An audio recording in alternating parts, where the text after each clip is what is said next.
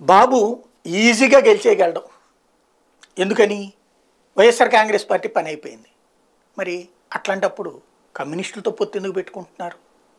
అట్లాగే జనసేన కోసం ఎందుకు అంత తాపత్రయపడుతున్నారు? జగన్ మీద అంత తీవ్ర వ్యతిరేకత ఉందన్నటువంటిప్పుడు ఎందుకు బాబు ఇంకా భయపడటం? తను ఏం చేస్తే అది కరెక్ట్ కదా. పవన్ కళ్యాణ్ కూడా అవసరం లేదు కదా.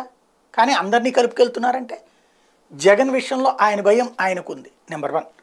రెండవది, ఇప్పుడు జగన్ తీసుకుంటున్న చర్య ఆయన భయపెడుతోంది. ఎందుకు అంటే తెలుగుదేశం పార్టీకి కమ్మ సామాజిక వర్గం ఎంత ఓట్లు ఉంటాయి? 6 అంతే కదా.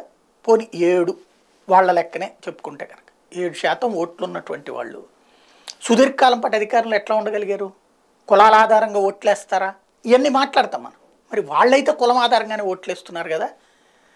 ఇక్కడ పాయింట్ ఏంటంటే ఈ కమ్మ సామాజిక వర్గం ఎక్కువ సీట్లు పొందడం ఇవన్నీ పక్కన పెడితే అసలు తెలుగుదేశంకి లైఫ్ ఇచ్చిందే బీసీలు. బీసీలకి టీడీపీ లైఫ్ ఇచ్చింది మొదట ఎన్టీ రామారావు హయాం. ఆ తర్వాత బీసీలు తెలుగుదేశానికి లైఫ్ ఇస్తూ వచ్చారు. ఇప్పుడు ఆ బీసీ కార్డుని మామూలుగా కాదు, అధికారంలో ఉన్న జగన్మోహన్ రెడ్డి ఇన్డెప్త్గా తీసుకెళ్ళి వదులుతున్నారు. ఓసీ సీట్లు బీసీలకు ఇవ్వడం అన్నటువంటిది రేరెస్ట్ అనమాట. కాకపోతే విడిగా బీసీ సీట్లు అంటే ఏముండవు, కానీ ఓసీల మీద బీసీలు నిలబెట్టాలంటే దమ్ము ధైర్యం కావాలి. అది గతంలో చేశారు. చంద్రబాబు గారు 1-2 సార్లు చేశారు. ఎన్టీ రామారావు గారు భారీగా చేసుకొచ్చారు.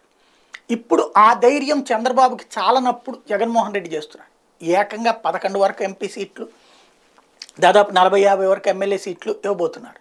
ఆల్రెడీ ఎమ్మెల్సీలు ఇచ్చారు, మున్సిపాలిటీలు, కార్పొరేషన్లు ఇచ్చారు. అవన్నీ ఇచ్చి చూపించి చేస్తున్నారు. ఇది తనకి ఏ విధమైన ప్రమాదం వస్తుంది అన్నటువంటి భయం. అందుకనినే పవన్ కళ్యాణ్ కావాల్సి వచ్చారు. అందుకనినే భారతీయ జనతా పార్టీ వస్తే కావాలనిపిస్తోంది. భారతీయ జనతా పార్టీని తోడు తీసుకెళ్లాలనుకుంటున్నారు. బాబు భయం ప్రస్తుతం బీసీ మంత్రం.